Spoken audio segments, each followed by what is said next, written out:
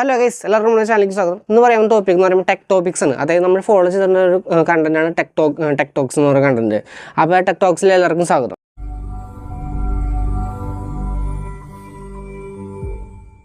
ആദ്യത്തെ news, iPhone 16e അഥവാ iPhone SE4 എന്തുകൊണ്ട് പേര് കൊടുത്തില്ല എന്ന് പറഞ്ഞാൽ ഒറ്റ കാരണമുള്ളൂ. അത് കാരണം എന്ന് പറയുമ്പോൾ ഐഫോൺ 16e വരുന്നത് നോച്ചോട് കൂടിയിട്ടാണ്.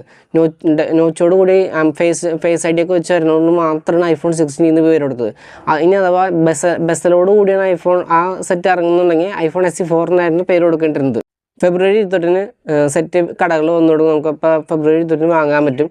പിന്നെ മാത്രമല്ല അതിൻ്റെ പ്രൈസ് എന്ന് പറയുമ്പോൾ സ്റ്റാർട്ടിങ് തന്നെ 60,000 രൂപയാണ് സ്റ്റാർട്ടിങ് കൊടുക്കുന്നത്. അറിയാമല്ലോ, മാക്സേഫ് ചാർജിങ് ഇപ്രാവശ്യം ഇല്ല. അതിൽ ഐഫോൺ 16 മാക്സേഫ് ചാർജ് നോക്കുന്നുണ്ടെങ്കിൽ നിങ്ങൾക്ക് ഡയറക്റ്റ് ഐഫോൺ 16 വാങ്ങാം. അത് 80,000 രൂപയാണ് സ്റ്റാർട്ടിങ് വരുന്നത്.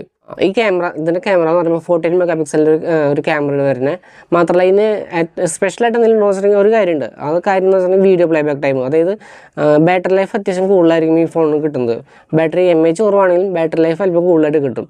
26 മണിക്കൂർ പ്ലേബാക്കാണ് ഇത് ഓഫർ ചെയ്യണ ബാറ്ററി ടൈം. മാത്രമല്ല ഐഫോൺ 16 ആണ് നോക്കുന്നുണ്ടെങ്കിൽ നിങ്ങൾക്ക് സ്പെഷ്യൽ വീഡിയോ റെക്കോർഡിംഗ് കിട്ടും. പക്ഷേ ഈ iPhone 16e special video recording ഇല്ല. കാരണം സിംഗിൾ ക്യാമറയാണ് വരുന്നത്. സ്പെഷ്യൽ വീഡിയോ റെക്കോർഡ് ചെയ്യാനായിട്ട് ഡുവൽ ക്യാമറ വേണം. ഇതിന് സിംഗിൾ ക്യാമറ ആണ്. അതുകൊണ്ട് തന്നെ സ്പെഷ്യൽ വീഡിയോ റെക്കോർഡിംഗ് സാധ്യമല്ല. ഇനി രണ്ടാമത്തെ ന്യൂസ് എന്ന് പറയുകയാണെങ്കിൽ ഇൻഫിനിക്സിൻ്റെ ഭാഗത്താണ്. ഇപ്പോൾ എല്ലാ മൊബൈലുകളും AI കൊണ്ടുവന്നു. റിയൽമി ആയിക്കോട്ടെ, റെഡ്മി ആയിക്കോട്ടെ, ഓപ്പോ ആയിക്കോട്ടെ, വിവോ ആയിക്കോട്ടെ, സാംസങ് മെയിനായിട്ട് കൊണ്ടുവന്നു. സാംസങ് ആപ്പിളൊക്കെ മെയിനായിട്ട് കൊണ്ടുവന്നേക്കുന്നതാണ്. അപ്പോൾ ഈ ഇൻഫിനിക്സ് എന്ന് പറയുന്ന മൊബൈലും ഇപ്പോൾ AI കൊണ്ടുവന്നേക്കാണ്. ഇൻഫിനിക്സ് AI, അതായത് അവരുടെ DeepSeek AI ഇൻ്ററേഷനാണ് ചെയ്തേക്കുന്നത്. ഫോളക്സ് വോയിസ് അസിസ്റ്റൻ്റ് എന്ന് പറഞ്ഞൊരു വോയിസ് അസിസ്റ്റൻറ്റും ഇൻഫിനിക്സ് ഉണ്ടാവും. ഇൻഫിനിക്സ് നോട്ട് 50 സീരീസിലാണ് ഇപ്രാവശ്യം ഇൻഫിനിക്സ് AI വരാൻ പോകുന്നത്. ഫെബ്രുവരി 26 സെറ്റ് ലോഞ്ച് ചെയ്യും. അപ്പോൾ നമുക്ക് സെറ്റ് ലോഞ്ച് ചെയ്തതിനു ശേഷം ബാക്കിയെല്ലാം നമുക്ക് അന്ന് നോക്കാം. പിന്നെ മൂന്നാമത്തെ കാര്യം, നത്തിങ് 3A Pro, ഈ രണ്ട് ഫോണുകളെ കുറിച്ചാണ്. Nothing 3Aക്ക് 2x പെരിസ്കോപ്പും nothing 3A Proയ്ക്ക് 3x പെരിസ്കോപ്പാണ് കൊടുത്തേക്കുന്നത് ലെൻസുകൾ. രണ്ടിൻ്റെയും ഫോട്ടോ ഞാൻ ഇട്ട് കാണിച്ചു തരാം. അപ്പോൾ നമുക്ക് മനസ്സിലാകും കാര്യങ്ങൾ. നത്തിങ് 3A Pro എന്ന് പറയുമ്പോൾ അല്പം ഒരു കോസ്റ്റ്ലി ആയിട്ടുള്ള ഫോണാണ്. ഇപ്പോൾ പിക്സൽ 6A 7A 8A എന്നൊക്കെ പറയുമ്പോൾ A സീരീസ് വരുമ്പോൾ ഏകദേശം ഒരു ബഡ്ജറ്റ് ഓറിയൻറ്റഡുള്ള ഫോണുകളാണ്. പക്ഷേ നത്തിങ്ങിൻ്റെ ഭാഗത്ത് നിന്ന് മാത്രം നത്തിങ് 3A Pro എന്ന് പറയുന്നത് അത്യാവശ്യം പ്രീമിയം ഫീലിംഗ് തരുന്നൊരു ഫോണാണ്. അത്യാവശ്യം സ്പെസിഫിക്കേഷൻസും കൂടുതലാണ്. നമുക്ക് നോക്കി നോക്കാം അവരുടെ ഫോൺ എങ്ങനെ ഇറങ്ങണമെന്ന്. സാധാരണ നത്തിങ്ങിൻ്റെ ഫോണുകൾക്ക് ഉണ്ടാവുന്ന ഒരു പ്രത്യേകത എന്ന് വെച്ചിട്ടുണ്ടെങ്കിൽ ഭയങ്കര ലൈഫ് ടൈം ആയിരിക്കും. അതായത് കംപ്ലയിൻസ് വളരെ കുറവാണ്. അത് മാത്രമല്ല സ്പെസിഫിക്കേഷൻസും കാര്യങ്ങളും അത്യാവശ്യം പ്രീമിയം ക്വാളിറ്റി തരുന്നൊരു ഫോണാണ് നത്തിങ്ങിൻ്റെ ബ്രാൻഡ് എന്ന് പറയുന്നത്. ഇനി നാലാമത്തെ ന്യൂസ് എന്ന് പറയുന്നത് OnePlusൻ്റെ ഭാഗത്തു നിന്നാണ്. അതായത് OnePlus ഇത്ര നാളും കൊണ്ടുവന്നിരുന്നത് സ്ലൈഡർ ബട്ടൺ, അലർട്ട് സ്ലൈഡർ എന്ന് പറയുന്നത്. ഐഫോൺ ഉണ്ടായ പോലെ അലർട്ട് സ്ലൈഡർ OnePlusനുണ്ടായിരുന്നു. ആ അലർട്ട് സ്ലൈഡർ മാറ്റി ഇപ്പോൾ ആക്ഷൻ ബട്ടൺ ആക്കാൻ പോവാണ്, ആപ്പിൾ ചെയ്ത പോലെ തന്നെ. കുറേ പേർക്കൊക്കെ ഇത് ഇഷ്ടമുണ്ടായില്ല. കാരണം അലർട്ട് സ്ലൈഡർ ആയിരുന്നാൽ പോലും ഒരു കൺവീനിയൻ്റ് ആയിട്ടുള്ളൊരു യൂസ് ചെയ്യാനായിട്ട് കൺവീനിയൻ്റ് ആയിട്ട് ഇരുന്നത് അലർട്ട് സ്ലൈഡർ ആയിരുന്നു. ഇന്നിപ്പോൾ ആക്ഷൻ ബട്ടൺ കൊണ്ടുവരുമ്പോൾ ഇപ്പോഴത്തെ ഐഫോൺ പോലെ തന്നെ OnePlus ആവും. ഇനി ചൈനയിലത്തെ കാര്യം നോക്കുകയാണെന്നുണ്ടെങ്കിൽ ചൈനയിൽ ഫോൾഡബിൾ ഫോൺസിൻ്റെ 27% ഗ്രോത്താണ് ഉണ്ടായിരിക്കുന്നത്.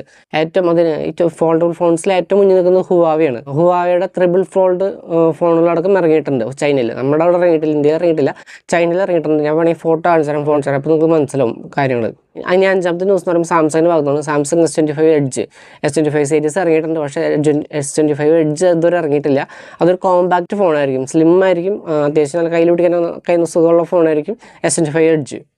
ആറാമത്തെ ന്യൂസും സാംസങ്ങിൽ നിന്ന് തന്നെയാണ്. സാംസങ് F06 ഇന്ത്യയിൽ ലോഞ്ച് ചെയ്തിട്ടുണ്ട്. അപ്പോൾ ഇന്ത്യയിൽ വെച്ചിട്ട് ഏറ്റവും ചീപ്പസ്റ്റ് 5G ഫോൺ എന്ന് പറയുന്ന ഈ ഫോണാണ് F06 എന്ന് പറയുന്ന ഈ ഫോണാണ്. ഇനി ഏഴാമത്തെ ന്യൂസ് എന്ന് പറയുന്നത് ഹുവായുടെ ഭാഗത്താണ്. കാരണം ഇപ്പോൾ ഹുവാവി രണ്ടും കൽപ്പിച്ചാണ് ഇറങ്ങിയേക്കുന്നത്. മാത്രമല്ല അവർ ഓൾറെഡി ഗൂഗിള് ആൻഡ്രോയിഡിൽ നിന്ന് അവർ ഇറക്കി വിട്ടതായിരുന്നു.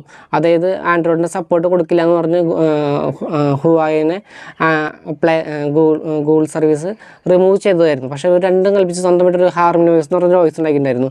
ആ വോയിസ് ഓപ്പൺ സോഴ്സ് ആയിരുന്നു. മാത്രമല്ല അത് ആപ്പിളിൻ്റെ iOS-നെക്കാളും ഗൂഗിളിൻ്റെ ആൻഡ്രോയിഡിനെക്കാളും ഫാസ്റ്റായിട്ട് ആപ്ലിക്കേഷൻസ് ഓപ്പൺ ചെയ്യാൻ കഴിവുള്ളൊരു സോഫ്റ്റ്വെയർ ഓപ്പറേറ്റിംഗ് സിസ്റ്റം ആയിരുന്നു ഹാർമണി വോയിസ് എന്ന് പറയുന്നത്.